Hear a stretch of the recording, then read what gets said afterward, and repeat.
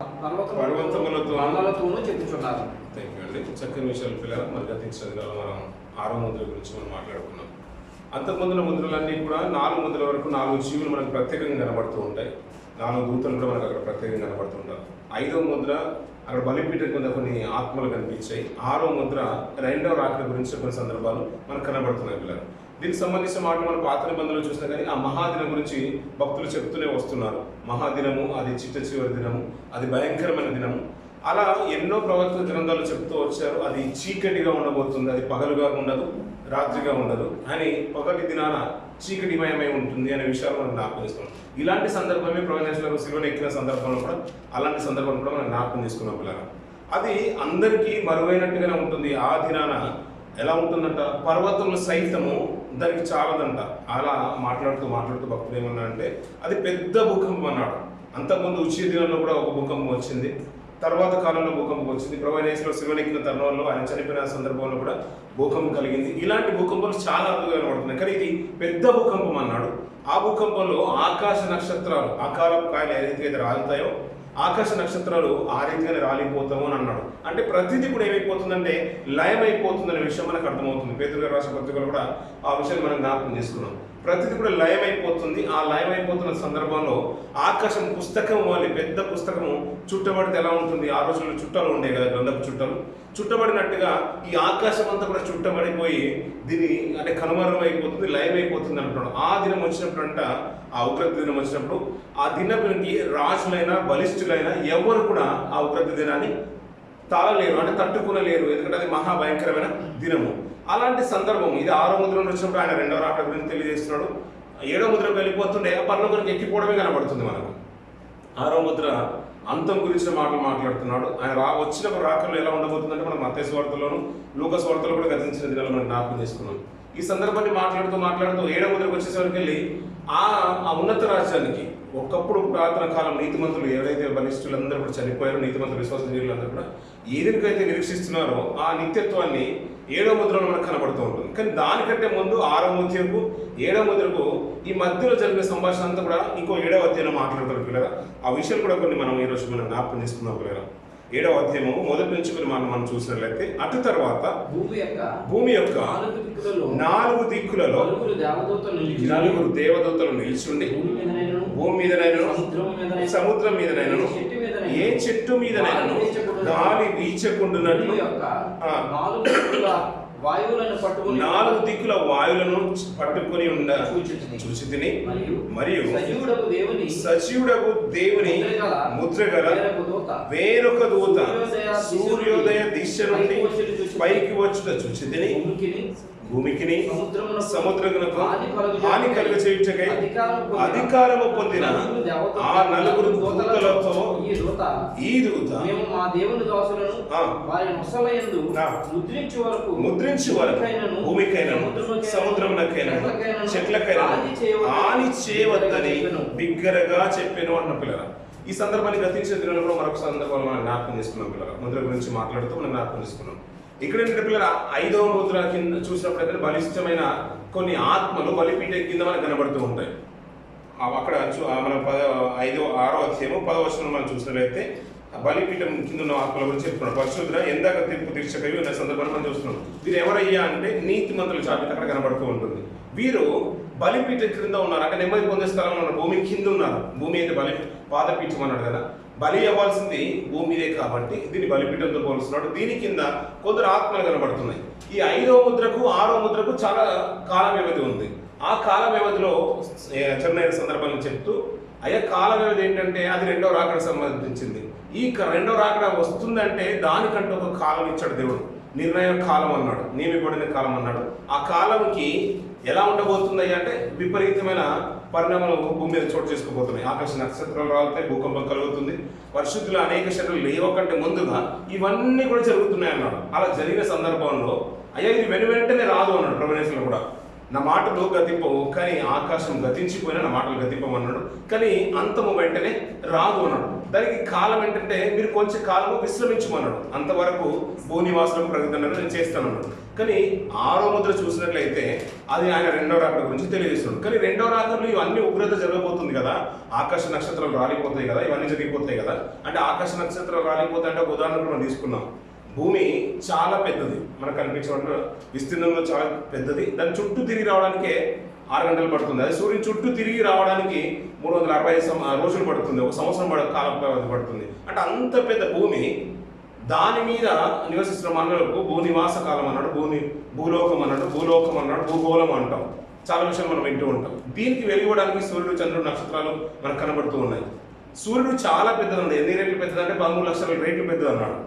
మనకు కనిపించే సూర్యుడు చాలా దగ్గరగా ఉన్న 13 లక్షల రేట్లు పెద్దది అన్నాడు. దానికంటే పెద్ద నక్షత్రాలు దూరంలో ఉన్నాయి. అలాంటిది చిన్నదాని మీద పడిపోతే మన సామర్థ్యం సరిపోతుందా, విస్తీర్ణం సరిపోతుందంటే సరిపోదు. అంటే అకాల కాయలు రాలిపోతాయి. ఎలాగైతే పండ్లు రాలిపోతే మనం విపరీతమైన పంటలు చోటు చేసుకోబోతున్నాయని మనకు తెలుస్తుందో, ఇలాంటి ఆకాశం అంతరించిపోయే తరుణంలో ఇలాంటి నక్షత్రాలు కూలిపోతూ ఉంటాయి. ఆకాశము పుస్తక గ్రంథం చుట్టబడిపోతుంది. భూమి అంటే ఉన్న పంచభూతాలన్నీ కూడా లయమైపోతున్నాయి, కృత్యాలన్నీ కూడా కాలిపోతాయి, రగులు కొనిపోతున్నాయి అనే మాట మన పేతురు గారు కూడా మాట్లాడుతూ ఉంటాడు. అంటే కాలిపోబోతున్నాయి, అగ్నిగంధకాలన్నీ కూడా భూమి మీద రాబోతున్నాయి అనే విషయాన్ని మనకు పరిగణలోకి తీసుకుంటాం. ఎందుకంటే లేఖనాలు కూడా మనకు తెలుసు కాబట్టి మనం ముందుకు వెళ్తున్నాం. ఇవన్నీ జరిగిపోతున్నప్పుడు బలిష్ఠులు తట్టుకోలేరు, భూరాజులు తట్టుకోలేరు, ఎవరు తట్టుకోలేరు. మరి నీతిమంతుల పరిస్థితి ఏంటయ్యా అంటే ఆ సందర్భాన్ని తెలియజేస్తూ ఒకప్పుడు జరిగిన సందర్భాన్ని కూడా ఈ పరిగణలోకి మనం తీసుకోవాలి పిల్లలు. ఇక్కడ ఏమంటున్నాడు 7వ అధ్యాయంలో, అయ్యా ఈ సందర్భం జరుగుతున్నప్పుడు అంట భూమి యొక్క 4 దిక్కులలో 4 దేవతలు నిలిచి ఉండి భూమి మీదనైనను సముద్రం మీదనను ఏ చెట్టు మీదనను గాలి వీచకుంటున్నట్లు భూమి యొక్క 4 దిక్కుల వాయువులను పట్టుకొని ఉండగా చూస్తుంది. అంటే ఇవన్నీ కూడా ఎవరి కంట్రోల్లో ఉంటాయంటే ఆయన పంచభూతాలని తన వాయువులు గాను దూతలు గాను అనే సందర్భాన్ని మనకు హెబ్రీ రాసిన పత్రిక 1వ అధ్యాయం మనం చూస్తూ ఉంటాం. తన సేవకులైన ఆత్మలో ఉన్నాడు, కీర్తన భాగాలు మనం చూస్తూ ఉంటాం. పంచభూతాలన్నీ కూడా తన దూతలుగానే మనకు కనబడుతున్నాయి. వాటన్నిటి కూడా ఈ రీతిగానే దేవుడు మలిచేస్తాడు. ఇవన్నీ కూడా ఏంటంటే గాలి కూడా వీచకుండా ఇవన్నీ కంట్రోల్ చేసిన స్థానంలో ఇలాంటి మాట ఎవరయ్యా అంటే దేవుడి యొక్క దూతలు అన్నాడు. ఇలా వీచకుండా కంట్రోల్ చేసిన సందర్భంలో ఇంకొక దూత కనబడుతుంది. సజీవుడకు దేవుని ముద్ర గల వేరొక దూత సూర్యోదయ దిశ నుండి పైకి వచ్చుట చూచి తిని భూమికిని సముద్రమునకు హాని కలుగజేయుటకి అధికారం పొందిన ఆ 4 దూతలో ఈ దూత మేము మా దేవుని దాసులను వారి నొస్తలందు ముద్రించే వరకు భూమికైనను సముద్రంకైనను చెట్లకైనను హాని చేయవద్దని బిగ్గరగా చెప్తుంది. అంటే 4 దిక్కుల నుంచి 4 దూతలు వీటిని పట్టుకొని ఉన్నాయి, వాయువులు పట్టుకొని ఉన్నాయి, సముద్రం మీద, భూమి మీద, ఆకాశం మీద. ఇక్కడ ఎక్కడ కూడా గాలి వీచకుండా కంట్రోల్ చేసిన సందర్భంలో వీరికి ఏముందయ్యా అంటే అధికారం ఉందంట. ప్రతి దాంట్లో కూడా ఒక సందర్భాన్ని మీకు జ్ఞాపకం చేస్తున్న పిల్లలు అదే ప్రకటన గ్రంథము 16వ అధ్యాయము, ప్రకటన గ్రంథము 16వ అధ్యాయము. ఇక్కడ కొన్ని విలువైన మాటలు కనబడుతుంది. ప్రతిది కూడా ఒక ఉగ్రత వచ్చిన, ఒక సందర్భం జరిగిన అది దూత వలనే జరుగుతుంది. దేవుడు వారికి అధికారం ఇచ్చాడనే విషయం ఇదంతా కూడా చదువుతూ ఉంటే మనకు అర్థమవుతుంది పిల్లలు. ప్రతిది కూడా ఆ పాత్రను ఎత్తుకున్నప్పుడు కుమరింపగా ఇవన్నీ విషయాల సందర్భాన్ని చెప్తుంది. ఎక్కడే రక్తహీనం అవుతుందో ఇవన్నీ ఇప్పుడు ఇక్కడ రాయబడుతున్నాయి. మంచిగా ఒక మాట ఎగ్జాంపుల్గా ఉదాహరణకు తీసుకున్న మాట 16వ అధ్యాయం చూసినట్లయితే 4వ దూత తన పాత్రను సూర్యుని మీద కుమరింపగా మనుషులను అగ్నితో కాల్చుటకు సూర్యునికి ఏమి ఇవ్వబడిందంట? అధికారం ఇవ్వబడింది. కాగా మనుషులు తీవ్రమైన వేడితో కాలిపోయి ఈ తెగుళ్ళ మీద అధికారం గల దేవుని నామమును దూషించిరి గాని ఆయన మహిమ పరచునట్లు వారు మారు మనసు పొందిన వారు కాదు. ఈ లోకంలో ఉన్న బలిష్ఠుల సందర్భాల్లో మాట్లాడుతున్నాడు. అంటే సూర్యుడికి ఒక అధికారం ఇవ్వబడుతుందంట. దూత ఒక పాత్రను కుమ్మరింపగా ఏమైపోతుందంట? భూమి మీద ఉన్న వారిని వేడితో కాల్చడానికి సూర్యుడికి అధికారం ఇవ్వబడుతుందంట. అలా ఇవ్వబడిన దీనికి అంతటికీ కారణం ఎవరయ్యా అంటే దేవుడు అంటున్నాడు. ఆ దేవుడిని అంట వీరు మహిమపరచట్లేదంట. దీనికి అంతటికి అధికారి అయిన దేవుని మహిమపరచకుండా వీరు మారు మనసు పొందలేదు అనే మాట మాట్లాడుతున్నారు. అంటే భూమి మీదకి వచ్చే ఈ చివరి కాలంలో, చివరి గడిలో జరిగే సందర్భాన్ని గురించి మాట్లాడుతూ, అయ్యా ఈ 4 దూతలు 4 దిక్కుల దూతలు పట్టుకుని ఉన్నాయి, గాలి వీచకుండా పట్టుకుని ఉన్నాయి. వీరికి ఏంటయ్యా అంటే వీరికి అధికారం ఇవ్వబడింది అంటాడు. అయ్యా మీరు అన్ని ఇప్పుడే మరి బంధించేస్తే నా కొరకు దేవుని ముద్ర కొరకు అంటే దేవుని కొరకు బ్రతికేవారు కొంతమంది ఉన్నారయ్యా, వారిని నేను బ్రతికించుకోవాలి కదా, మరి కొంతకాలము అప్పుడక్కడ మా సందర్భాన్ని చెప్తున్నాడు పిల్లలు. 7వ అధ్యాయము 7వ అధ్యాయము 3వ వచనం. ఈ దూత మేము మా దేవుని దాసులను వారి నొసలయందు ముద్రించి వరకు భూమికైనను సముద్రముకైనను చెట్లకైనను హాని చేయవద్దని బిగ్గరగా చెప్పాను అన్నాడు. అంటే ఈ 4 దూతలు అధికారం పొందాయి భూమికి శ్రమ తీసుకురావడానికి. అలాంటి తరుణంలో అంటే ఇప్పుడు 6వ అధ్యాయంలో జరిగిన చివరి మాటలు 7వ అధ్యాయంలో జరుగుతున్న సంభాషణ ఏంటంటే ఇది ఎప్పటి సందర్భాన్ని జ్ఞాపకం చేస్తుందంటే రెండవ రాకడ రాబోతుంది కదా, దానికంటే ముందు పొందపరిచిన మాటలు ఇప్పుడు మనం చదువుతున్న లేఖన భాగం. ఇది చదివిన తర్వాత ఇంతకాలం ఇప్పుడు కూడా మనం పరిస్థితులు ఆలోచిస్తూ ఉంటే దేవుడు అందుకనే నిలుపుతున్నారు. అయ్యా దేవుని కొరకు బ్రతికే వరకు కొంతమంది ఉన్నారు, వారి కొరకు ఈ లోకం ఇంకా నిలిచి ఉంది పిల్లలు. ఆయన దీర్ఘశాంతం ఇంకను నిలిచి ఉంది. ఎందుకు? మారు మనసు పొందమని. మారు మనసు కొరకే దేవుడు ఇంకను మన కొరకు ఈ కాలాన్ని నిలుపుతున్నాడు. ఇదే సందర్భాన్ని మాట్లాడుతూ అయ్యా మేము మా దేవుని దాసులము. ఎవరు దేవుని దాసులు? మన దేవుని. మనము మన దేవునికి దాసులము. వారు దూతలు చెప్తున్నాయి, నా సేవకులు చెప్తున్నారు. ఇంకా చెప్పాలంటే ఒక మంచి మాట, తన దేవుని సేవకులు చెప్తున్నారు. ఆ దూత రూపంలో ఉన్నది ఆ రోజుల దూత అయితే ఈ రోజున దేవుని సేవకులు, దేవుని ప్రజలు తన ఐక్యం మార్చడానికి ఇంకా కొంచెం కాలం ఉంటే బాగుంటుంది, సువార్త నేను ఇంకా ముందుకు తీసుకెళ్ళడానికి నేను ప్రయత్నం చేస్తానని ఒక మాట దూత పలికినట్టుగానే ఈరోజు సేవకులు పలుకుతున్న మాట పిల్లలు. మా దేవుని దాసులను వారి నొసలయందు ముద్రించి వరకు. నొసలయందు అంటే మనం మాటికి మనం జ్ఞాపకం చేసుకున్నాం. ఎక్కడైతే ఆలోచన పడుతుందో, ఎక్కడైతే దేవునికి స్థానం ఇవ్వబడుతుందో ఆ హృదయం అనే దేవునికి ఎక్కడ ఆ నిలయమో పరిశుద్ధంగా నిలపబడే వరకు మనసులో ఆలోచన పుట్టేది, హృదయంలో పుట్టే ఆలోచన. కానీ ఎక్కడ పుడుతుంది మనకు ఆలోచన? మనసు వరకు మనం ఇక్కడికి వెళ్ళిపోతున్నాం. మనసు ఇక్కడ ఉంటుంది కదా పిల్లలు. ఎక్కడ ఉంటుంది మనసు? మనసు ఎక్కడ ఉంటుంది? ఎక్కడ ఉంటుంది మనసు? గుండెలో ఉంటుంది, హృదయం లోతులో ఉంటుంది కదా మన మనసు. మన మనసు ఇక్కడ ఉంటుంది పిల్లలు. దీనికి సంబంధం లేదు. అప్పుడప్పుడు గుండె చర్చలు జరుగుతాయి. గుండె కూడా తీసేసి వేరే గుండెలు కూడా మార్చేస్తున్నారు. మనసు పోయినట్టు కాదు కదా పిల్లలు. ఎక్కడైతే ఆలోచన పడుతుందో అది దేవునికి మనసు. ఎక్కడైతే మనం దుష్టునికి ఆలోచన ఇచ్చేస్తామో, చెడు కొరకు ఆలోచన పడుతుందో అదే దేవునికి ఇవ్వకుండా వ్యతిరేకమైన మనసు. అందుకనే సాతాను వారి జనులను ముద్రిస్తుందంట. చెడు ఆలోచన పుట్టేది తలంపులో, ఇక్కడ ఆలోచనలో. అలాగే మనసు దేవుని కొరకు బ్రతికేలా చేసే వరకు వారి నొసలయందు అన్నాడు. ఇక్కడ నొసలయందు అంటే తలలో, అంటే మెదడులో పుట్టే ఆలోచన, మనకు పుట్టే ప్రతి ఆలోచన దేవుని కొరకు బ్రతికేలా మేము చేసే వరకు కొంచెం కాలము మాకు టైం ఇవ్వండి అని ఒక దూత విజ్ఞప్తి చేస్తుంది పిల్లలు. హాని చేయవద్దని బిగ్గరగా చెప్పాను. మరియు ముద్రింపబడిన వారు లెక్క చెప్పగా ఇశ్రాయేలు గోత్రములన్నింటిలో ముద్రింపబడిన వారు 1,44,000 మంది పిల్లలు. 1,44,000 మంది పిల్లలు. ఈ సందర్భాన్ని గతించిన దినంలో మనం జ్ఞాపకం. ఈ సందర్భంలో మనం ముందుకు వెళ్ళాలి కాబట్టి, 7వ ముద్రకు వెళ్ళాలి కాబట్టి ఈ వాక్య భాగం 7వ అధ్యాయం చాలా ప్రాముఖ్యమైన విషయాలు పిల్లలు. ఈ సందర్భాన్ని మళ్ళీ తెలియజేస్తున్నాడు. అయ్యా మరి నేను ముద్రించాలనుకుంటున్నాను కదా దేవుని యొక్క మాటలు, దేవుని యొక్క క్రియలన్నీ కూడా తన దాసులందు నేను ముద్రించాలనుకున్నాను కాబట్టి కొంత కాలం ఇవ్వండి అన్నాడు. అలా కాలం ఇవ్వనని ఆ భాగాన్ని తెలియజేస్తూ కిందికి వచ్చే వరకు ఆ ఇశ్రాయేలులో లెక్కింపబడిన వారి ముద్ర ఎంత ఉందంట, సంఖ్య ఎంత ఉందంటే 1,44,000 మంది అంట పిల్లలు. 1,44,000 మంది అంటున్నారు. ఎవరయ్యా అంటే ఇశ్రాయేల్ గోత్రములన్నింటిలో ముద్రింపబడిన వారు. అంటే మనకి ఎన్ని గోత్రాలు ఉన్నాయి? 12 గోత్రాలు పిల్లలు. ఇప్పుడు 12 గోత్రాల నుంచి 12,000 మంది వచ్చారు అనుకోండి, ఎంతమంది అవుతారు? ఒక్కొక్క గోత్రం నుంచి 12,000 మంది, 1,44,000 మంది మనకు కనబడుతుంటారు పిల్లలు. ఆ సంఖ్యనే తెలియజేస్తున్నాడు. ప్రతి గోత్రంలో నుంచి 12,000 మంది చూస్ చేసుకుంటున్నారు పిల్లలు. అలా లెక్కిస్తేనంట ఎంత అవుతున్నారంటే 1,44,000 మంది.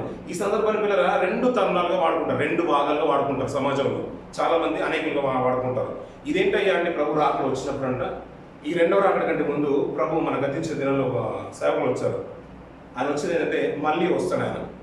అంటే 3వ రాకడ కంటే 2వ రాకడ అంటే ఇజ్రాయేలుకు రాజుగా రావడానికి వస్తాడంట.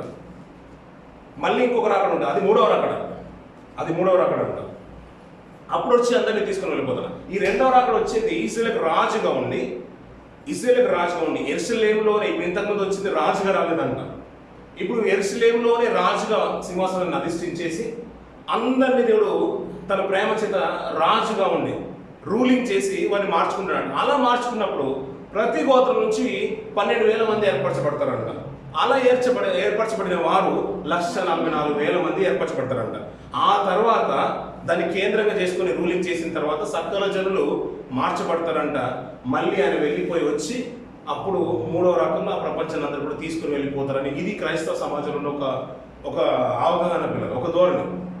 ఇదేంటంటే పిల్లల ఒక మాట ఆలోచిస్తూ ఉంటే పిల్లల ఇలాంటి సందర్భమే దేవుని కొరకు బ్రతికే సమాజము ఇశ్రాయేలు సమాజం పిల్లలు. ఆ రోజులలో ఆయన మొరపెడుతున్నప్పుడు, అంటే వారు దేవునికి మొరపెడుతున్నప్పుడు వారి శ్రమను చూసి వేదనను చూసేసి 430 సంవత్సరాల బానిసత్వ ఎన్ని సంవత్సరాలండి? 400 ఆ బానిసత్వ సంఖ్యలు తెంచి తన సేవకుని పంపించి దేవుడు విడిపించాలనుకున్నాడు. అలా విడిపించాలనుకున్నప్పుడు ప్రతి గృహంలో నుంచి అతను లెక్కించినప్పుడు అంటే పిల్లల ఆ దూత సమాన దూత రాకన ముందుగా ఒక అందరికి ద్వారబంధకాల మీద ఒక గుర్తు వేయబడింది, గొర్రెపిల్ల యొక్క రక్తము గుర్తు వేయబడింది. అలా లెక్కించినప్పుడు కూడా 1,44,000 మంది లెక్కింపబడ్డారు పిల్లల ఆ గోత్రాల్లో నుంచి. అంటే 1,44,000 మందినా 6 లక్షల జనాంగం కదా, కాల్బలమే. మాకు ఓవరాల్గా చూసుకుంటే ఇంచుమించు 20 లక్షల నుంచి 30 లక్షల జనాంగం బయటకు వచ్చేసింది పిల్లలు, ఇశ్రాయేలు గోత్రాలు, పిల్లలు, పెద్దలు, వృద్ధులు అన్ని కూడా కలుపుకుంటే. అలా పెద్దల్ని ఎందుకు సంఖ్య చెప్తున్నారంటే ఒక కుటుంబం 12,000 మంది అంటే ఈ 12,000 మంది ఒక గోత్రంలో 12,000 మంది 12,000 కుటుంబాలు. 12,000 కుటుంబాలు తీసుకుంటే ఇలా 12,000 కుటుంబాలు 12 గోత్రాలు అంటే 1,44,000 మంది కుటుంబాల నుంచి ఎంత లక్షల మంది జనం వస్తారంటే విస్తారమైన జనం వస్తారు. ఆ పెద్దనే గుర్తిస్తున్నాడు ఇక్కడ. ఆ రోజుల్లో పిల్లల ఆ సంహార దూత సంహరించకుండా ఉండడానికి ఆ ఏ దూత సంహరించే దూత? దేవుని దూత. ఎందుకంటే వారికంటూ ఒక అధికారం ఇవ్వబడింది.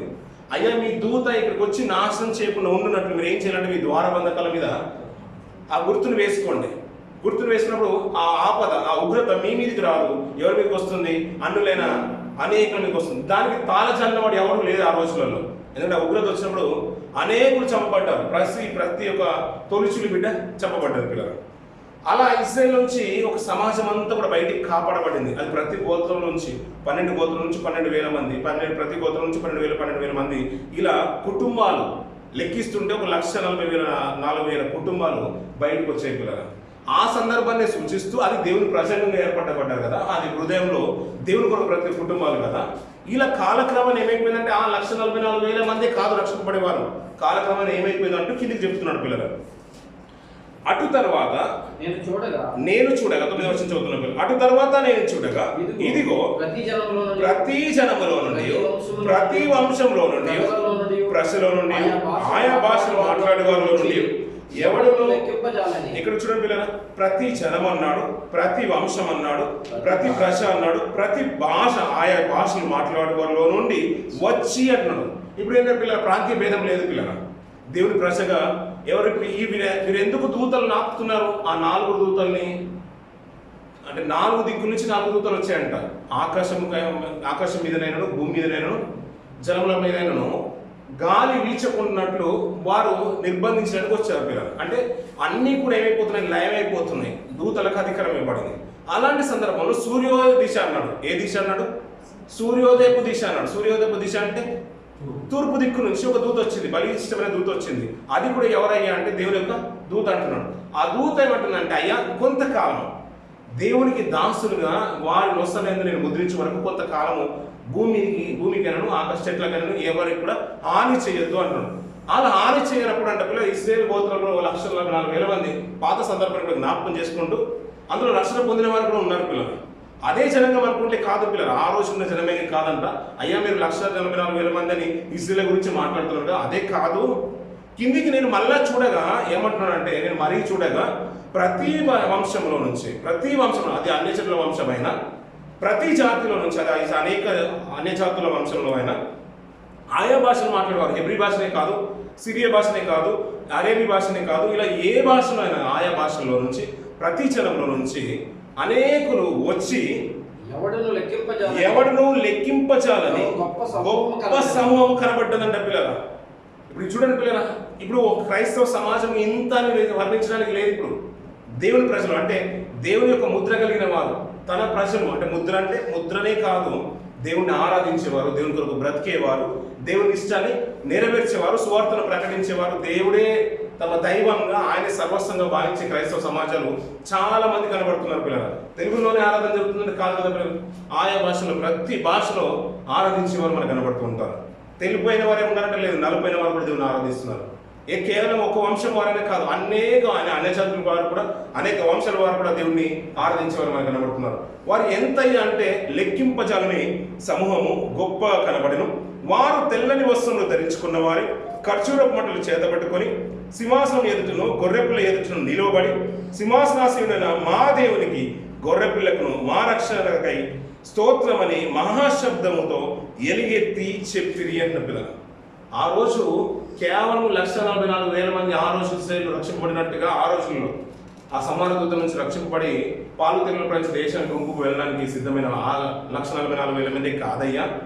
రెండవ రాకడ వచ్చినప్పుడు, ఆ ఉగ్రత వచ్చినప్పుడు అనేకులు రక్షింపబడడానికి సంసిద్ధంగా ఉన్నారు. వారు కేవలం ఇశ్రాయేలు నుంచి వచ్చిన వారే కాదు. నేను చూస్తూ ఉంటే ప్రతి జాతిలో నుంచి, ప్రతి దేశం నుంచి, ఆయా ప్రాంతాల నుంచి వచ్చిన వారు అనేకులు ఉన్నారు. వారు తెల్లని వస్త్రాలు ధరించుకున్న వారే రక్షణ కొరకై ప్రభువును స్తుతించేవారు ఉన్నారు. ఆయన స్తోత్రం కలుగునుగా. కానీ ఎల్లప్పుడూ నిరంతరము చెల్లించేవారు ఆయా జాతుల నుంచి ఉన్నారయ్యా.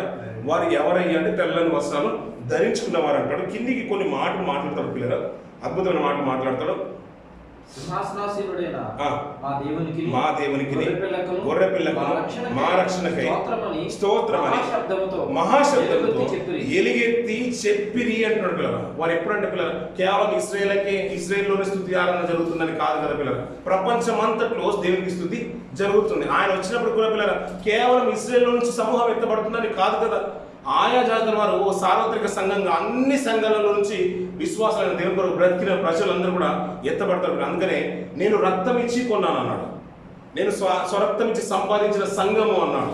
ఇలా కొనుక్కుంటున్నాడు. కేవలం అది ఎక్కడి నుంచి, ఇశ్రాయేలు నుంచి కాదన్నాడు, ఆయా భాషలలో నుంచి మన పేతురు రాసిన పత్రికలు కనబడుతూ ఉంటుంది.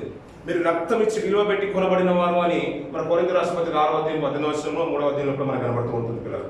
ఇలా ప్రతి జాతి గురించి మాట్లాడుతున్నాం. అంతేకాదంట ఇక్కడ ప్రాంతీయ భేదం లేనే లేదు. ఇంకొక మాట గలతీయులకు రాసిన పత్రిక చూడండి పిల్లలు 3వ అధ్యాయంలో ఈ మాట మళ్ళీ వచ్చేది ఇక్కడికి. ఆ సందర్భాన్ని కూడా పౌలు గారు చక్కగా తెలియజేస్తున్నారు. 3వ అధ్యాయం 27-29 వరకు చూసినట్లయితే పిల్లలు, 3వ అధ్యాయము 27వ వచనం నుంచి, క్రీస్తులోనికి బాప్తిసం పొందిన మీరందరూ క్రీస్తును ధరించుకుని ఉన్నారు. ఇందులో యూదుడని లేదు. ఇప్పుడు కేవలం యూదుల నుంచే, అంటే ఈదుడు అంటే మనకు ఒక మాట గుర్తురావాలి, ఇశ్రాయేల్ అందరినీ యూదులు అనేవారు కూడా కొంతమంది, అందరిని కలిపి ఇశ్రాయేల్ అనేవారు, అందరిని కలిపి యూదులు అనేవారు. అంటే 12 గోత్రాలని వారు ఎప్పుడైతే చెరలోకి వెళ్ళిపోయారో అంతకన్నా ముందు విడిపోయారు 2 రాజ్యాలుగా.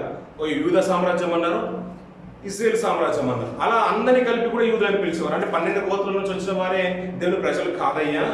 ఇక్కడ ఏంటంటే క్రీస్తుని ధరించుకొని రక్షణ పొందుకొని వస్తున్నారు చూసారా.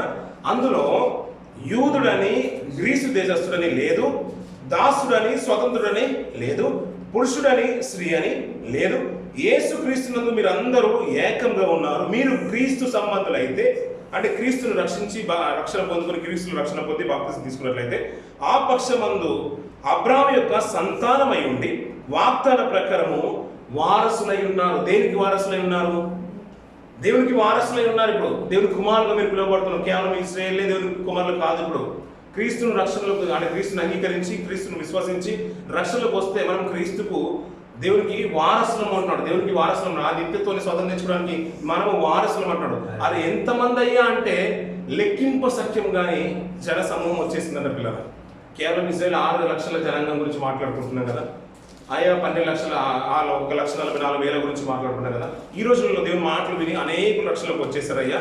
వారి గురించి మాట్లాడుతూ అది లెక్కింప శక్యము కానీ జనంగా మనం నడుపుతున్నారు. ఇదే మాటను అదే ప్రకటన గ్రంథము 14వ అధ్యాయంలో మాట్లాడతారు చూడండి పిల్లలు. 14వ అధ్యాయం ప్రకటన గ్రంథము మొదటి నుంచి చూడగా నేను చూసిన పిల్లలు, మరియు నేను చూడగా ఇదిగో ఆ గొర్రె పిల్ల సియోను పర్వతం మీద నిలబడి ఉండెను. ఎవరు గొర్రె పిల్ల? యేసుక్రీస్తు వారి పిల్ల సియోను పర్వతం మీద నిలబడి ఉండెను. ఆయన నామమును, ఆయన తండ్రి నామమును నొసలయందు లిఖింపబడి ఉన్న 144,000 మంది ఆయనతో కూడా ఉండేది. మరియు విస్తారమైన చలముల ధ్వనితోను గొప్ప ఉరుము ధ్వనంతోను సమానమైన ఒక శబ్దము పరలోకము నుండి రాగా వింటిని. నేను వినిన ఆ శబ్దము వీణెలు వాయించుచున్న వైనికుల నాదమును పోలినది. వారు సింహాసనం ఎదుట, ఆ 4 జీవుల ఎదుట, పెద్దల ఎదుటను ఒక క్రొత్త కీర్తన పాడుచున్నారు. ఇప్పుడు క్రొత్త కీర్తన ఎవరు పాడుతున్నారు? ఇంతవరకు యూదులే మాట్లాడేవారు, మేము దేవుడి జనాంగం, దేవుడి జనాంగం, దేవుడి జనాంగం. వారు ఎంతమంది అంటే ఒకప్పుడు 1,44,000 మంది రక్షింపబడిన వారు. నిజంగా చెప్పాలంటే ఆ సంహార దూత నుంచి ఆయనతో పాటు ఉన్నవారే. అందులో నుంచి అందరూ కూడా చెరగా కొనబడిన నుంచి బయటికి వినిపబడి పాలు తెగులు ప్రపంచ దేశానికి స్వాస్థంగా వెళ్ళిపోయారు. అయ్యా వారు ఎలాగైతే దేవుని ప్రజలుగా ఉన్నారో ఇప్పుడు క్రొత్త కీర్తన ఇప్పుడు ఆ రోజులో అంతకుముందు కూడా ఒక సందర్భాన్ని జ్ఞాపకం తీసుకున్నాను. ఇదేంటయ్యా మాటి కొత్త పాట పాడుతున్నాడు, మేము అందరం కూడా ఈ రూట్లో వెళ్ళాలంటే రైట్ సైడ్ నుంచి వెళ్ళాలంటే లెఫ్ట్ సైడ్ నుంచి వెళ్ళాలంటున్నాడు, వీడేంటి కొత్త కీర్తన కొత్త పాట పాడుతున్నాడు మనం ఎలాగైతే మాట్లాడుకోవడం అంటే విధానం మారుతుంది. ఒకప్పుడు మనం దేవుని ఆరాధించే వారం కాము, అదే మాట భక్తులు కూడా మాట్లాడతారు కదా, మనం దేవుని ఆరాధించే వారం కాదు, మనం అన్ని జీవితాలు తట్టు తిరిగిన వారం, అన్యులుగా పిలువబడిన వారం. కానీ ఎప్పుడైతే క్రీస్తు రక్తంలో కడగబడి క్రీస్తుని ధరించుకుని ఉన్నామో ఇప్పుడు మన తీరు మారింది, విధానం మారింది. అలా దేవుని కొరకు రక్షింపబడిన వారంట క్రొత్త కీర్తన పాడుచున్నారు, భూలోకంలో నుండి కొనబడిన ఆ 144,000 మంది తప్ప మరి ఎవరును ఆ కీర్తన నేర్చుకోవచ్చారు. వీరు స్త్రీ సాంగత్యమున అపవిత్రులు కానివారును స్త్రీ సాంగత్యము ఎరగని వారునై ఉండి గొర్రెపిల్ల ఎక్కడికి పోవునో అక్కడికెల్లా ఆయన వెంబడితురు. వీరు దేవుని కొరకును గొర్రెపిల్ల కొరకును ప్రథమ ఫలంగా ఉన్నట్టుగా మనుషుల నుండి కొనబడిన వారి పిల్లలు. ఆదిమ సంఘానికి వెళ్ళిపోయిన పిల్లలు, ఆదిమ సంఘంలో పడ్డాడు పిల్లలు. ఆ రోజున్న పాత నిబంధన కాలను గుర్తు చేస్తూ అయ్యా ఇశ్రాయేలు 12 గోత్రాల వారు కదా, కొత్త నిబంధన కాలంకి వచ్చేసే వరకు వెళ్ళి క్రీస్తుతో పర్వతం మీద నిలబడినప్పుడు గొర్రెపిల్ల నిలబడినప్పుడు అంటే పిల్లలు 2 భాగాలుగా తీసుకొస్తూ వస్తున్నారు పిల్లలు. పర్వతం మీద నిలబడినప్పుడు పిల్లరా ప్రభుని అంగీకరించినప్పుడు యూదుల నుంచి కొంత సమూహమే ప్రత్యేకంగా నిలబడ్డది పిల్లరా. అందరూ అంగీకరించలేరు పిల్లలు. అందుకనే ఆదిమ కాలంలో సంఘంలో కొంతమంది ప్రత్యేకంగా కనబడతారు పిల్లలు. వారు వివాహం చేసుకున్న వారు కాదు, వారు చరస్థిర ఆస్తులన్నీ కూడా తీసుకుని వచ్చేసి ఏ ఆపోస్తుల యొక్క పాదాల దగ్గర పెట్టేస్తారండి. ఎందుకంటే దేవుని యొక్క రాకడ అనేది విస్తారంగా అంటే ప్రచురం అవ్వాలి, ఆయన రాజస్వార్థ విస్తారంగా జరగాలి. అంతేగాని ఏ రోజు కూడా వారి వివాహాల గురించి కానీ వారి యొక్క కుటుంబాల గురించి కానీ ఆలోచించుకున్నవారు, తమ ఆస్తుల గురించి ఆలోచించుకున్నవారు కారు పిల్లలు. ఆ ఇశ్రాయేలు గోత్రంలో నుంచి తనతో పాటు నిలబడిన వారు ఒక సమూహం కనబడుతుంది, వారే ఆ కీర్తన పాడారు. అలా లెక్కించి పాడుతున్నప్పుడు ఆయా భాషలతో పాడుతున్నప్పుడు పిల్లల ఆదిమ పెంతెకోస్తు సంఘంకి వచ్చేసరికి చూడండి పిల్లలు విస్తారం ఎప్పుడైతే పరిశుద్ధాత్మతో నింపబడిన వారు మాట్లాడుతున్నప్పుడు అనేకులు దేవుని అంగీకరించిన వారు మనకు కనబడుతున్నారు. మొట్టమొదటిగా రక్షింపబడిన వారు 3,000 మంది 5,000 మంది ఇలా మనకు కనబడుతూ ఉంటారు పురుషుల సంఖ్య. వారు ఆ మాట మాట్లాడుతున్నప్పుడు అంటే పిల్లలు వీరు మా భాషతో ఎందుకు మాట్లాడుతున్నారు, వీరు ఏమైనా మద్యంతో మత్తులై ఉన్నారని పరిశుద్ధాత్మతో నింపబడినప్పుడు వాక్య ప్రసంగాన్ని బట్టి వారు మాట్లాడుతూ ఉంటారు. అక్కడ మాట్లాడుతున్న మాట ఏంటంటే మొట్టమొదటిగా ప్రభు గొర్రెపిల్ల సీయోను పర్వతం మీద నిలబడినప్పుడు అదే ఇశ్రాయేలు గోత్రం నుంచి 1,44,000 మంది ఆయనతో పాటు నిలబడ్డారంట పిల్లలు. వారు తప్ప దేవుని వాక్యాన్ని ఆ రోజులు అంగీకరించే వాళ్ళు చాలా అరుదుగా కనబడుతూ ఉంటారు, ఆయన రాకడ కొరకు ఎదురు చూసేవారు. వీరి ద్వారా మాటలు వచ్చిన పిల్లలు వీళ్ళకు నుండి కొనబడిన వారు ఆ 144,000 మంది తప్ప మరి ఎవరును ఆ కీర్తన నేర్చుకునచాలరు అన్నాడు పిల్లలు. ఆ కీర్తనలో ఏంటంటే వీరు కొనబడిన వారు అన్నాడు. కొత్త నిబంధన కాలంకి వచ్చిన తర్వాత క్రీస్తు యొక్క రక్తాన్ని పెట్టి కొనుక్కున్నాడు పిల్లలు. ఇలా ప్రభు యేసు గారు వెళ్ళిపోయిన తర్వాత ఆయన సత్య సువార్తను ప్రకటించిన తర్వాత ఆ రక్తం ద్వారా కొనబడిన వారు ఇప్పుడు అనేకులుగా ప్రపంచమంతా కూడా చెదిరిపోయారు పిల్లలు. ఇందాక చదువుకున్న మాటకు వచ్చిన పిల్లలు 7వ అధ్యాయంలో అలా చెదిరిపోయిన వారి గురించి మాట్లాడుతూ సింహాసనాసీనుడైన దేవునికి రక్షణకే స్తోత్రము మహాశబ్దంతో ఎలుగెత్తి చెప్పిరి దేవదూతలందరూ సింహాసనం చుట్టూను పెద్దల చుట్టూను ఆ 4 జీవుల చుట్టూను నిలబడి ఉండేది. సింహాసనం ఎదుట సాష్టాంగపడి ఆమేన్ యుగయుగముల వరకు మా దేవునికి స్తోత్రము మహిమయు జ్ఞానమును కృతజ్ఞతాస్తుతియు ఘనతయు శక్తియు బలమును కలుగును గాకని చెప్పుచు దేవునికి నమస్కారము చేసిరి. ఆమేన్. పెద్దలలో ఒకడు తెల్లని వస్త్రములు ధరించుకున్న వీరెవరు, ఎక్కడి నుండి వచ్చినని నన్ను అడిగారు. ఇప్పుడు పెద్దల్లో నుంచి ఒకరు వచ్చి ఎవరిని అడుగుతున్నారు, ఇప్పుడు యోహాను గారిని అడుగుతున్నారు, అయ్యా వీరందరూ తెల్లని వస్త్రాలు ఇవ్వండి. ఇంకో పైన మాట మనం ఇందాక చదువుకున్న మాట ఏమన్నాడు 9వ వచనం చివరి భాగంలో వారికి తెల్లని వస్త్రాలు ఇవ్వబడను ఖర్చుల మాటలు చేత పట్టుకున్న వారనే మాట మనం విన్నాం పిల్లలు. అక్కడికి వచ్చిన తర్వాత ఒకప్పుడు 144,000 మంది ఇశ్రాయేలులో లెక్కిపోడిన వారు. నిజంగా చెప్పాలంటే ఆ ప్రభుతో పాటు మొదటి కాలంలో ఆ గొర్రెపిల్ల నిలబడినప్పుడు సీయోను పర్వతం దగ్గర నిలబడిన వారు 144,000 మంది అంటాడు కదా. అలా ఇక్కడికి వచ్చిన తర్వాత ఏమంటాడు, ప్రతి జాతిలో నుంచి ప్రతి వంశం నుంచి ఆయన కొన్నవారు ఎంతమంది ఉన్నారంటే లెక్కింప సఖ్యము కానీ సమూహం కనబడుతుంది. దేవునికి మహిమ, దేవునికి స్తోత్రం అని క్రొత్త కీర్తన పాడుతున్నారు. అంతవరకు దేవుని ఎరిగిన వారు కారు వారు. వీరు పాడుతున్న సందర్భంలో ఏంటంటే అయ్యా ఇంతగానో స్తోత్ర గీతాలు చేస్తున్నారు కదా, యుగ యుగముల మహిమ కలుగుగా అని ప్రభువుని స్తుతిస్తున్నారు కదా. ఈ పెద్దల్లో కూడా వచ్చేసి వీరు ఎవరు ఇంతకు ఈ తెల్లని వస్త్రాలు వీరికి ఇవ్వబడిన వారు వీరు ఎవరయ్యా అంటే యోహాను గారు అంటున్నారు. మాట్లాడుతున్నారు.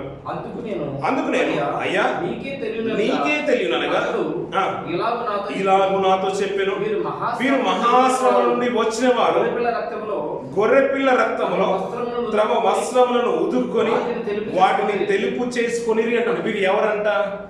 గొర్రెపిల్ల రక్తం అంటాడు. గొర్రెపిల్ల రక్తం అంటే యేసుక్రీస్తు వారిలో రక్తంలో కడగబడి పవిత్రులుగా తీర్చబడి మనం అనుదినము మన వల్ల ఏదైతే పాల్గొంటున్నామో ఆ శ్రమ వచ్చినా బాధ వచ్చినా తన భక్తి జీవితాన్ని విశ్వాస జీవితాన్ని కాపాడుకుంటూ ఇక్కడ ఏమంటాడు? గొర్రెపిల్ల రక్తంలో తమ వస్త్రములు ఉదుక్కొని తెలుపు చేసుకున్నవారంట. అంటే ఆయన రక్తం వల్ల తన బ్రతుకుల్ని ఏం చేసుకున్నారు?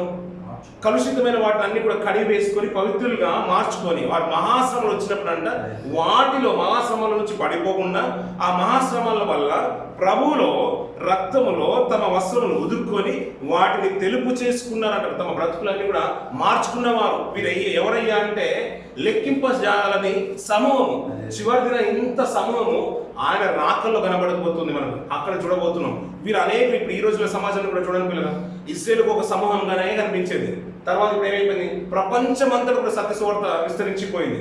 అనేకుల్లో ఏంటంటే దేవుని ఎరిగిన వారు ఎక్కువ కనబడుతున్నారు, ఎరగని వారు కూడా కనబడుతున్నారు అనుకోండి. అందుకనే బలమైన వారు, దేవుని ఎరగని వారు ఆ ఉగ్రతకు ఎవరు కూడా నిలవరు. అది రాజులు ఉన్నారు, బలిష్టమైన వారు ఉన్నారు. పర్వతం దగ్గరికి వెళ్ళిపోయి అయ్యా ఈ ఉగ్రతకు మేము చాలట్లేదు కాబట్టి పర్వతంలారా మీరు వచ్చి మా మీద పడి మమ్మల్ని చంపుడని చెప్పుకునే సందర్భం వస్తుంది. అందుకని అక్కడ ఒక మంచి మాట మాట్లాడతాడు ప్రభునేశ్వరుడు కూడా, ఆ ఉగ్రత దినాన్ని మీరు తట్టుకోలేరు, రొమ్ము కొట్టుకుందరు అని అన్నాడు. అందుకని ఆ శ్రమ దినం అలాంటిది. కాబట్టి ఇప్పుడు ఏమంటున్నాడంటే ఈ పర్వతాలన్నీ కూడా తట్టుకో, బండల దగ్గరికి వెళ్ళిపోయి వారు చెప్పుకుంటారు. ఆకాశం అంతా కూడా చుట్టబడిపోతుంది, లయమైపోతుంది, ఇది అంతా కూడా రబ్బులుకొని మాయమైపోతుంది. కాబట్టి అక్కడ నిలవడానికి కూడా స్థలము దొరకదు పిల్లలు. కానీ దేవుని ప్రజల గురించి ఏం మాట్లాడుతున్నట్టు? అయ్యా వీరు కొత్త కీర్తన పాడేవారయ్యా, దేవుని ఎరిగిన వారు. ఎందుకంటే వీరు ఏం చేస్తారంటే వీరికి అందరూ కూడా ప్రత్యేకమైన స్థానం అయిపోతుంది, తెల్లని వస్త్రాలు ఇవ్వబడుతున్నాయి. వారి బ్రతుకులు ఏం చేస్తున్నారు? రక్తంలో కడుక్కున్నారంట. దేవుని కొరకు పవిత్రంగా బ్రతుకుతున్నవారు, స్త్రీ సాంగత్యం ఎరిగిన వారు కారు. ఆ రోజుల్లో ఆదిమ సంఘంలోనే కనబడుతున్నారు కదా, అలాంటి వారు ఈ జనరేషన్లో కూడా కనబడుతున్నారు. కాబట్టి దేవుడు ఏం చేస్తున్నాడు? వారికంటే ఒక ప్రత్యేకమైన స్థానం ఇవ్వబోతున్నాడంట. వీరు మహాశ్రమల వల్ల మహాశ్రమల నుండి వచ్చిన వారు గొర్రెపిల్ల రక్తంలో తమ వస్త్రములు ఉదుక్కొని వాటిని తెలుపు చేసుకొని అందువలన వారు దేవుని సింహాసనం ఎదుట ఉండి రాత్రింబగలు ఆయన ఆలయంలో ఆయనను సేవించుచున్నారు. సింహాసనాసీనుడైన వాడు తానే తన గుడారము వారి మీద కప్పును, వారికి ఇక మీదట ఆకలి అయినను దాహమైనను ఉండదు, సూర్యుడు ఎండైనను ఏ వడగాలి అయినను వారికి తగలదు. ఎలాగనగా సింహాసనం మధ్య నుండి గొర్రె పిల్ల వారికి కాపరి జీవ జలముల బుగ్గల ఎదుగు వారిని నడిపించును. దేవుడే వారి కన్నుల నుండి ప్రతి బాష్ప వెలుగును తుడిచివేయును అంటున్నారు. అక్కడ ఆకలి దప్పులు ఉండవండి. ఇక్కడ నుంచి ఏంటంటే దేవుడు ఆ జీవజల బుగ్గ దగ్గరికి ఆ నిత్యత్వం వరకు నడిపించేస్తాడు. ఒక సమూహం అంతా కూడా వేరైపోతుంది. ఇప్పుడు ఒక సమూహం ఏమైపోతుంటే ఆ ఉగ్రత తట్టుకోవట్లేదు. ఇంకో సమూహం ఎలా ఉన్నదంటే ప్రత్యేకమైన స్థానం ఇవ్వబడుతుంది. ఆ ప్రత్యేక స్థానంలో వీరిని చూస్తుంటే మాకు ఆశ్చర్యం అనిపిస్తుంది. ఎందుకంటే వీరికి తెల్లని వస్త్రాలు ఉన్నాయంట. దేవుని అంటే ఖర్జూర వృక్షాలు పట్టుకుని ఉన్నారంటే ఆ రోజు కూడా ఖర్జూర వృక్షాలు పట్టుకుంటారని కాదు. వీరేంటంటే ప్రభువుని గుర్తెరిగిన వారు, ప్రభువుని ఎన్నుకున్నవారు, ప్రభువులో తమ బ్రతుకులు కడుక్కున్నవారు, ప్రభు కంటూ ఒక ప్రత్యేకమైన స్థానం ఇచ్చిన వారు. అందుకనే వీరిని ప్రత్యేకపరిచేశాడు. ఈ సందర్భానికి వస్తుంటే మనం మత్తయి సువార్తలో ప్రభు చెప్పిన మాట గుర్తుకు రావాలి. గొర్రెల్ని మేకలు చేసిన వేరు చేసిన సందర్భం. మేకలన్నీ కూడా ఏమైపోతుందంటే అక్కడ ఉగ్రత దినం వచ్చినప్పుడు తట్టుకోలేకపోతున్నాయి. గొర్రెలన్నీ కూడా ఏమైపోతున్నాయంటే ప్రభువును స్తుతించేవారుగా ఉన్నారు. కాబట్టి ఈ రోజులో ఏంటంటే శ్రమల వల్ల వీరు ప్రత్యేకపరచబడుతున్నారు కదా. ఈ శ్రమ వచ్చినప్పుడు ఏంటంటే వారి రక్షణను విశ్వాసాన్ని కాపాడుకున్నారు. కాబట్టి ఇప్పుడు లాజర్ సందర్భాన్ని జ్ఞాపకం చేసుకుని పిల్లలు ఈ లోకంలో ఉన్నప్పుడు తనకు శ్రమ వచ్చింది, వేదన వచ్చింది, తినడానికి కూడా ఏమి నోచుకోని పరిస్థితి. ఇప్పుడు అక్కడికి వెళ్ళిన తర్వాత ఆకలి లేదు, దప్పిక లేదు, ఏ పరిస్థితి లేదు. ఎందుకంటే ఇప్పుడు ఎల్లప్పుడూ ఇప్పుడు ప్రభు వచ్చి వీరిని ఏం చేసుకుని పోతున్నాడంట? జీవజల బుగ్గల దగ్గర నడిపిస్తున్నాడు. ఇప్పుడు నిత్యత్వంలోకి తీసుకుని వెళ్ళబోతున్నాడు. అంతకాలం అంతవరకు మీరు ఏం చేయండి అంటే బలిపీఠం మీద క్రింద మీరు కొంచెంకాలం నిరీక్షించండి. తర్వాత ఇప్పుడు రెండవ రాకడ రాబోతుంది. అయ్యా వెంటనే వచ్చేస్తుంది అని కాదు. రెండవ రాకడ మీరు కొంచెం కాలము మీ దూతలతో చెప్తున్నారు, అధికారం ఇవ్వబడిన దూతలతో ఈ దూత చెప్తుంది, కొంచెం నాకు సమయం ఇచ్చేయండి, నేను వారిని వస్తలేదు, నేను ముద్రించేస్తాను దేవుని కొరకు బ్రతికే రీతిగా. వాక్యాన్ని కొంత మట్టుకు నేను తీసుకుని వెళ్తాను, సువార్తను కొంత మట్టుకు తీసుకుని వెళ్తానని దూత కొంత పర్మిషన్ తీసుకుంటుంది. అందుకని మన యజమానుడు ప్రభు అయిన మాట అంటాడు కదా, నేను తోట వేస్తున్నాను, ఎన్నో 3 ఏళ్ల నుంచి నేను చూస్తూనే ఉన్నాను కదా, కాయలు లేవు. అయ్యా ఇంకొక సంవత్సరము ఉండలేము, ఈసారి ఏం చేస్తాను, నేను ఎరువేస్తాను, ఇంకా కొద్దిగా లోతుగా తవ్వి దాని చుట్టూ మొదటి చుట్టూ అంతా కూడా నేను ఏం చేస్తానంటే ఎరువు వేస్తాను, ఇంకా సేద్యమైన ఇస్తాను. ఈ సంవత్సరం ఫలిస్తుందేమో అని మన తోటమాలి ఎదురు చూస్తున్నాడు పిల్లలు. తండ్రి ఏమనుకున్నాడంటే దీన్ని నాశనం చేయాలనుకుంటున్నాడు, ఎందుకంటే నేను ఇంతతో తీసుకోవాలనుకున్నాడు. కానీ మన యజమానుడు మన ప్రభు ఏమంటున్నాడంటే అయ్యా కొంచెం కాలం నాకు సమయం అంటున్నాడు. అలాగే ఈ రోజున ఉన్న ప్రతిదాన్ని కూడా చూస్తూ ఉండే పిల్లలు దూతలు సంసిద్ధంగానే ఉన్నాయి. ఎవరు ఆయన తన కుమారుల ప్రత్యక్ష కొరకు ఎదురు చూస్తూ ఉంటాయంట పిల్లలు. పేతురు గారు మాట్లాడతారు, కొరింథీయుల రాసిన పత్రిక అంతా కూడా పౌలు గారు చెప్తున్నాడు, సృష్టి ఏకగ్రీవంగా మునుగుతుందంట తన కుమారుల ప్రత్యక్షత కొరకు. ఎవరైనా దేవుని కొరకు బ్రతుకుతారేమో అని ఎదురు చూస్తూ ఉంటున్నారు పిల్లలు. ఈ 6వ ముద్రను విప్పుతున్నప్పుడు పిల్లల ఆయన 2వ రాకడ మహాదినం రాబోతుంది. మరి అనేకులు మేకలన్నీ కూడా నాశనం అయిపోతూ వెళ్ళిపోతున్నాయి. గొర్రెల స్థానం ఏంటయ్యా దేవుని కొరకు బ్రతికి తన ప్రజల కొరకు ఏంటంటే వీరంతా కూడా ఒక ప్రత్యేక స్థానం తెల్లని వస్తువులు ఇవ్వబడబోతున్నాయంట. వారు ఇవ్వబడిన వాళ్ళందరూ కూడా ఇక్కడ ఆకలి ఉంది, దప్పిక ఉంది, అన్ని కష్ట సుఖాలు అన్నీ ఉన్నాయి కదా, అందులో కూడా మీరు నిరీక్షణ కలిగి బ్రతకారు. కాబట్టి ఇక్కడ నుంచి ఆయన తీసుకువెళ్ళిపోయే మహాలోకానికి 7వ ముద్రలో మనం ఆటోమేటిక్గా చూసేది ఏంటంటే ఆ నిత్యత్వంలోకి దేవుడు నడిపించబోతున్నాడు కదా. ఆ నడిపింపబో వారికి వీరికి ఏమేమి ఉండబోతున్నాయంటే అయ్యా అక్కడ ఉన్నత స్థానాన్ని తీసుకుని వెళ్ళబోతున్నారు. మీరు మహాసం నుంచి వచ్చిన వారు అంటున్నారు. గతించిన దినాల్లో మనం మణిపూర్ సంఘటన జ్ఞాపకం కదా. కష్టం వచ్చినా వారు బాధలు వచ్చినా సావాసాన్ని విడిచిపెట్టుకోలేదంట. అక్కడ ఎక్కడ కొండ చర్యల్లోకి వెళ్ళిపోయి అక్కడ కూడా సావాసాన్ని ఏర్పాటు చేసుకుని ప్రార్థన సావాసాన్ని కొడుతున్నాడు. వీరందరినీ చూస్తుంటే నిజంగా దేవుడికి గొప్ప విషయం అనిపిస్తుంది మనసులో. నిజంగా నేను ఒక సంవత్సరం ఆగినందుకు ఇవి నాకు ఒక బ్రతికి ఒక సమూహం వచ్చేసిందని ఎంత సంతోషపడతారు పిల్లలు. అలాగే మనం కూడా అనుకుంటాం కదా, ఏ విని వాడు ఎలాగో చదవట్లేదు, అనవసరం వాటి మీద ఎంతో ధనాన్ని వెచ్చించేసి నేను ప్రైవేట్ స్కూల్లో పెట్టడం ఎందుకు, నేను ఎక్కడో యూఎస్లో చదివించడం ఎందుకు, కెనడా పంపించి చదివించడం ఎందుకు, ఇంక ఈ రోజు సంవత్సరం నుంచి నేను స్టడీస్ అని మానిపించేసి ఎక్కడో నేను జాబ్లో పెట్టేస్తానని ఒక తల్లిదండ్రులు ఎలా ఆలోచన తీసుకుని వస్తూ ఉంటారో, అలాగే తండ్రి కూడా అనుకునేదంటే ప్రశ్నలు ఏముంటుందంటే అయ్యా అంటే నీతిమంతుల సమూహం అంటుంది ఎంతకాలం చూస్తావయ్యా ఆ నిరీక్షణ ప్రతిఫలం ఆ నిత్యత్వం మాకు అనుగ్రహించేసి మేము రక్తం చిందించేసాం కదా, భూనివాసులకు ఎంతవరకు ప్రతిదండన చేయకుండా ఉంటామంటే కొంచెం కాలము మీరు విశ్రమించేసేయండి. నా తండ్రి కూడా అదే అనుకుంటున్నాడు, కొంచెం కాలం ఉంటే అంటే లోకాన్ని తీసిస్తే బాగుంటుందేమని అనుకుంటున్నాడు. కానీ నేను తోటమాలిగా అనుకున్నాను, నేను విలువైన మాటలు వారి కొరకు ప్రతిదినం నేను అందిస్తున్నాను. నాకు ఒక బ్రతికే సమూహము, మీకులాగా బ్రతికే సమూహము చాలా మంది ఉన్నారయ్యా అక్కడ మణిపూర్లో జరిగినట్టుగా. ఈ మధ్య కాలంలో అప్పుడప్పుడు మనం తరచుగా మన ప్రాంతంలో కూడా చూస్తున్నాం, ఎవరో ఒకరు ఇలా వెలిగిపోతున్నారు పిల్లలు. వారి దగ్గరికి ఏదో శోధించడానికి ఎన్నో ఆత్మలు వెళ్తున్నాయి, ఇవన్నీ ఏదో అంటున్నారు. అందులో నుంచి వారు పలికే మాటలు చూసారు పిల్లలు. ఒక పెన్షన్ గురించి, ఒక మామూలుగా మంత్లీ వచ్చే పింఛన్ గురించి ఒక తల్లి మాట్లాడుతున్న మాట. మరి ఈరోజు ఆదివారం కదా, నువ్వు వెళ్ళి తీసుకోవచ్చు కదా పెన్షన్ అంటే, ఆదివారం నేను సావాసం మానుకొని నేను వెళ్తాను, నేను వెళ్ళను. మరి ఒకవేళ వెళ్ళి తెచ్చుకుంటే నేను ఆ పెన్షన్ తెచ్చుకున్న తర్వాత ఈరోజు సావాసం నేను మానుకొని నా పెన్షన్ తెచ్చుకుంటే ఆలోపు దేవుడు నన్ను చంపేస్తే నన్ను తీసుకుని ఉంటే నాకు నిత్యత్వం ఇవ్వకపోతే పర్లోకం ఇవ్వకపోతే నా బ్రతుకు శూన్యమే కదా, ఈ డబ్బులు నేను ఏం చేసుకున్నాను అంటుంది పిల్లలు. అంటే ఒక నిరీక్షణ చూసారు పిల్లలు. ఇలాంటి వెలుగులు మెరుగుతూ ఉంటే నిజంగా అప్పుడప్పుడు చూడండి పిల్లలు, భూకంపాలు బాగా సునామీలు వచ్చినప్పుడు పొలాల్లో వజ్రాలు దొరికినాయి అంటారు కదా పిల్లలు.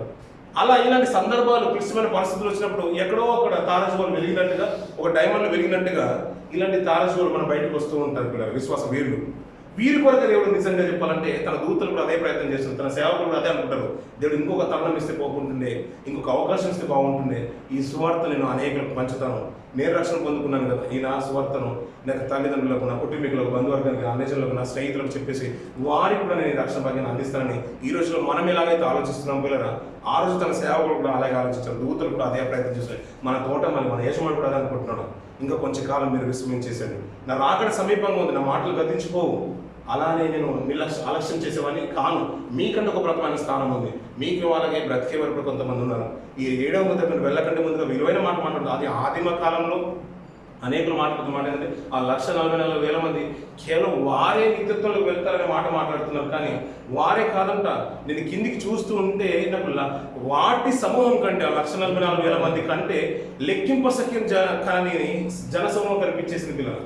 మనం ఇప్పుడు యూదులం కాము కదా, మనం యూదుల నుంచి వచ్చిన వారు కాదు కదా, అన్యజనుల నుంచి వచ్చిన వారం అయినప్పటికీ ఇది క్రీస్తు రక్తంలో మనము కడగబడిన వారు. అందుకని అంటాడు కదా, మీరు చీకటిలో నుండి ఆశ్చర్యకరమైన తన వెలుగులోనికి వచ్చిన వారు. మీరు ఒకప్పుడు చీకటిలో ఉన్నారు, అంటే మీరు అన్యజనుల్లో ఉన్నారు, మీరు యూదుల్లో లేరు. మనం యూదుల్లో ఉండేవారని కాము పిల్లలు. ఇప్పుడు అనేకులు అరబీలో కూడా అంటే లోకల్స్లో కూడా రక్షణ పొందుకుని దేవుని ప్రార్థన చేసేవారు ఉన్నారు, ప్రేరేపణ కలిగి రక్షణ పుచ్చుకున్న వారు ఉన్నారు. ఇప్పుడు పాకిస్తాన్ నుంచి వచ్చేవారు ఉన్నారు, ఇస్లాం సహోదరులు కూడా చాలా మంది రక్షణ పొందుకుని వస్తున్నారు. వీరేదో చీకట్లో ఉన్నారు, ఒకప్పుడు మనమందరం ఒక చీకట్లో ఉన్నవారు. ఆయన రక్తం వల్ల కడగబడి పవిత్రులుగా చేర్చబడి ఇప్పుడు ఆశ్చర్యమైన తన వెలుగులోకి వస్తున్నారు. ఇప్పుడు మనము రాజులు అన్నాడు, యాజక సమూహం అన్నాడు. మీరు ప్రతి వంశము ఇప్పుడు మీరే నా వంశం అంటున్నాడు దేవుడు, కేవలం ఇశ్రాయేలే కాదంటున్నాడు. అందుకని ఈ సమూహం లెక్కిస్తే ఎంత ఉందంట, లెక్కింప సఖ్యం కానిది అంటున్నాడు. ఈ గొర్రెపిల్ల సమూహం అంతా కూడా లెక్కింప సఖ్యం కానిదన్నాడు. ఆ తర్వాత ఒక మాట అంటాడు పిల్లగా, ఈ సమూహాన్ని చూసిన తర్వాత కొరింథీయులకు రాసిన పత్రిక ఈ మాట చూసి ముగించేద్దాం పిల్లలు. 15వ అధ్యాయము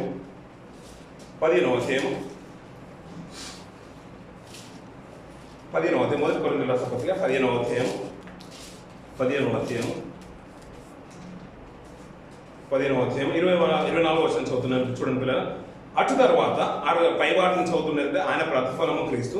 తర్వాత క్రీస్తు వచ్చినప్పుడు ఆయన వారు బ్రతికింపబడతారు. ఆయన వారు అంటే ఇప్పుడు మనం ఏదైతే తెల్లని వస్త్రాలు ఇవ్వబడేవని మనం ఎవరి గురించి మాట్లాడుకుంటున్నామో, ప్రతి వంశం నుంచి ఆయన రక్తం వల్ల కడగబడిన వారు ఆయన వారు బ్రతికింపబడుతురు. అటు తర్వాత ఆయన సమస్తమైన ఆధిపత్యమును సమస్తమైన అధికారమును బలమును కొట్టివేసి మన తండ్రి అయిన దేవుడికి రాజ్యమును అప్పగించును. అప్పుడు అంతము వచ్చును అంటున్న పిల్లలు. అప్పుడు ఏమైపోతుందంట, ఆ రెండవ రాకడ వచ్చినప్పుడు అంతం వస్తుంది కదా, అప్పుడే వెంటనే ఒక రెప్పపాటును జరిగిపోను అంటాడు. ఈ మాటలన్నీ కూడా రెప్పపాటును జరిగిపోతుంది. ఆయన భూదంగానే మనం తెస్సలోనికీయులకు రాసిన పత్రికలు మనం వింటూ ఉంటాం కదా, తన వారు మొదట బ్రతికింపబడతారు. ఆ గొర్రెపిల్ల సమూహం అంతా కూడా పైకి ఎత్తబడుతూ ఉంటుంది, వీరికి మన నిత్యనాశనం వైపు వెళ్ళిపోతారు. ఈ అధికారం అంతా కూడా ఆధిపత్యం అంతా కూడా ఒక రెప్పపాటును జరిగిపోతుంది. క్షణమాత్రంలోనే ఇవన్నీ కూడా జయమైపోతాయి, లయమైపోతాయి అంటున్నాడు పిల్లలు. నిజంగా ఆ గుంపులో మనం ఉండాలంటే దేవుడు ఇంకా ఈ కాలాన్ని నిలుపుతున్నాడంటే మనలో ఇంకా పిల్లలు దేవుడికి దూరం అయిష్టమైన క్రియలు ఉండవచ్చు, మన స్థితిగతులు ఉండొచ్చు, ఇంకా బహుశా మనం చేయవలసింది చాలా ఉండొచ్చు పిల్లలు. అందుకనే దేవుడు ఒక అవకాశాన్ని మనకి ఇస్తున్నాడు. దీన్ని సద్వినియోగం చేసుకునే పరిస్థితుల్లో మనం ఉందాం పిల్లలు. అట్టి రీతికి మనం అడుగులు వేద్దాం. ఈ కొద్ది మాటలు మన ఆత్మీయతకి ఎంతో బలపడాలని దోహదపడాలని నేను కోరుకుంటూ ఈ మాటలు ముగిస్తున్న దేవుడు ఈ మాట దీవించి ఆశ్రయించును గాక. ఆమేన్.